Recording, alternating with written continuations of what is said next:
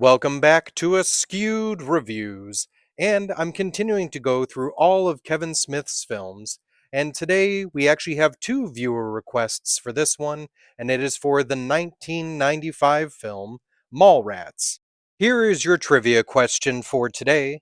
What is Willem attempting to see in the Magic Eye picture? The answer will be at the end of this episode. So at the beginning of our film, we meet two of the main characters, T.S. Quint and his girlfriend, Brandy Svenning. T.S. is trying to whisk away Brandy to Florida for a vacation, but Brandy has decided to stay behind to help out her father. The two of them get into a fight, and then Brandy ends up breaking up with T.S. We then shift over to another part of town where we have another couple that is our other main characters, that is Brody Bruce and his girlfriend, Renee Mosier. We end up seeing a similar situation where Renee ends up breaking up with Brody as she feels that he is disrespectful and does not treat her like a true girlfriend. So Brody and TS are best friends and decide to hang out and wallow in their own self pity. Eventually, Brody has the idea that they should cheer themselves up by going to the mall. Unfortunately for TS, Brandy's father, Jared Svenning, is there and he's going to be hosting his game show, Truth or Date, at the mall. To make matters worse, Brandy has agreed to be a contestant on that show. Now, TS isn't the only one running into issues, as Brody quickly realizes that Renee is also at the mall and seems to be getting pretty close to Shannon Hamilton, the manager of Fashionable Mail. So, can Brody and TS, along with all of their friends at the mall, come up with a way to not only stop the game show, but also fix their love lives? This movie was written and directed by Kevin Smith. It was primarily filmed in Minnesota at the Eden Prairie, Minnesota Mall. So the film does take place in New Jersey, and some scenes were filmed there, and they even originally wanted to use the Seaview Square Mall, but due to lower production costs, they used the one in Minnesota. And then there were even some sequences that were filmed in California. Mallrats is the second film in the View Askew universe, but it actually takes place about a day or so before the events of Clerks. The character of Brody Bruce was wonderfully played by Jason Lee, but that character almost went to two other actors, Steve Zahn or Mark Wahlberg. Jason Lee, by the way, was a professional skateboarder before doing this movie.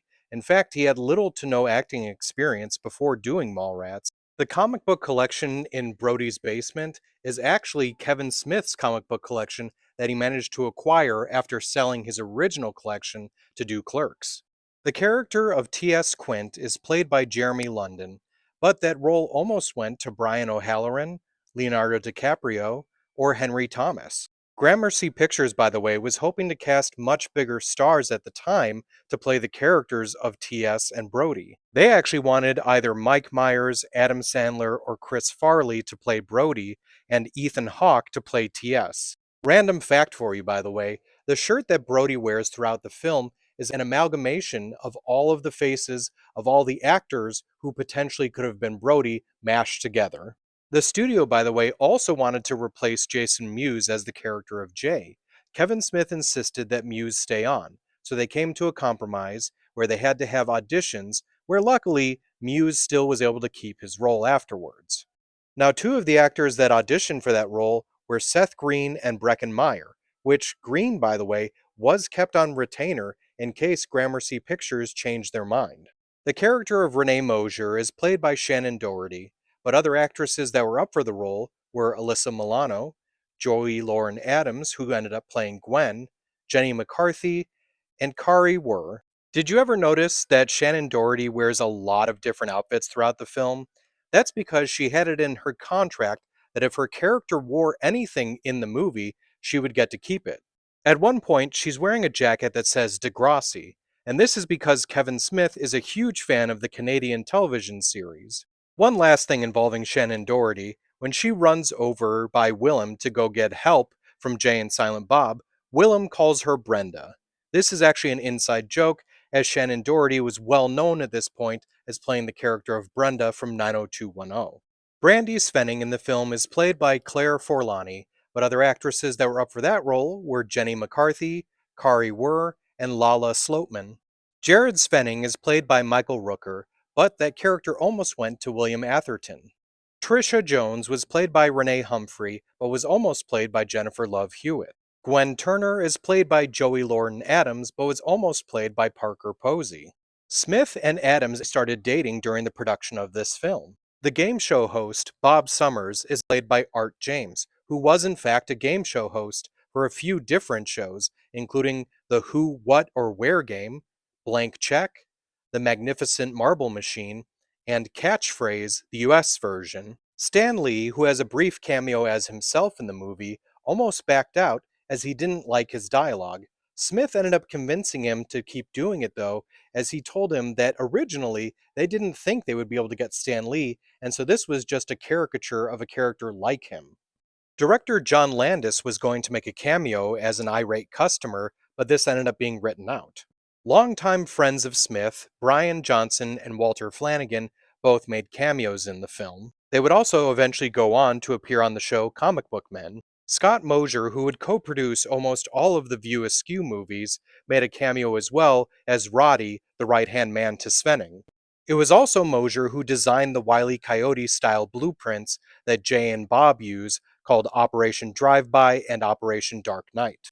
Brian O'Halloran plays the character of Gil Hicks, who is the third suitor from the game show. He is apparently the cousin of Dante Hicks, who O'Halloran played in Clerks.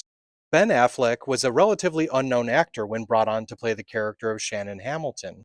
Ethan Suplee plays the character of Willem, which, if you didn't know, is actually a character that first appeared in Clerks, played by Scott Mosier. The girl on the poster that Silent Bob crashes through is a picture of Carmen Llewellyn, who was at this time Jason Lee's wife. Other actresses that auditioned for the film but no word on for what role were Heather Graham, Reese Witherspoon, and Shawnee Smith. When Brody and T.S. are at the flea market, T.S. grabs a hat that says Clerks on it. The wake that Randall and Dante visit is for Julie Dwyer. This is the same girl who passed away at the beginning of Mallrats that Brandy had to replace for the game show. There is a strong belief that Brody and Randall are related, as both of them have mentioned their sexual deviant cousin, Walter.